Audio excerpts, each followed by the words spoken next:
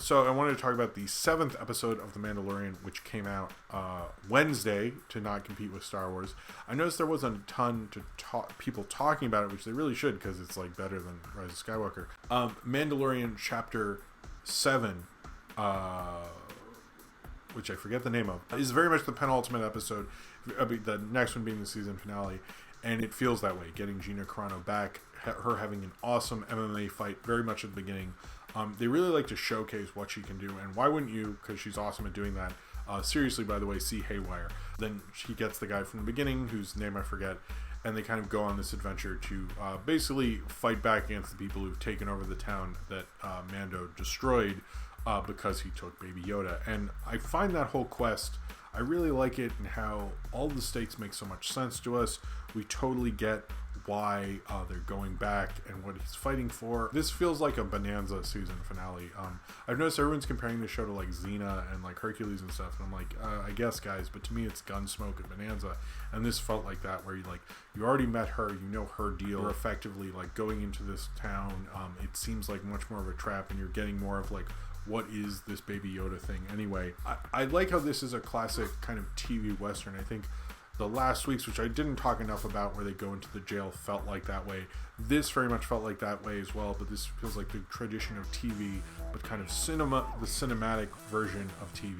Herzog should have been utilized better with it, and this does feel like very much a two-parter season finale where I really want to know what happens, and it almost feels like structured like you could watch these two in a row, and like the kind of dip where it all is lost in the plot, when you hope, obviously hopefully nothing will be lost. But I did really like in this, Star Wars effectively doesn't do very well showing the stakes of the Empire and what people really lose through war, despite even when Quentin Reviews talked about how Star Wars is trying to say something about war.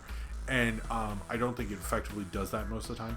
But Rogue One did that very well, and I feel like this episode really got like, hey, I know the Stormtroopers are dumb and they can't shoot stuff and all that stuff, but this episode, you felt the terror of them, even them being a lot of them, and how scary that could be, really. That was really well utilized, because then it makes the stakes higher, and it's not just like Mando coming in and killing them all by himself. Like, it feels very scary.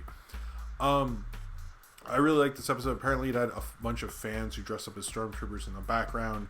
Even what they show up in was a toy that Kenner made that wasn't in the show that was in Rebels, and this is the first live action representation of it. That's all in the background. I love how dorky the show is. I really love this show, and I like where it's going, but it did almost feel like because the show's so self-contained story-wise, that we're getting like half a story felt a little weird. So maybe, when I watch maybe I'll rewatch it. If I ever did, I would probably watch these two back to back, because it does feel almost like against the show to just be like, wait, that's not a full story though. It felt weird, but I think it's more not the storytelling itself, and more of my expectations while watching the story, which is a separate thing. But as of Mandalorian continues to be like the great Western show I absolutely need, and definitely the better Star Wars experience I had this week.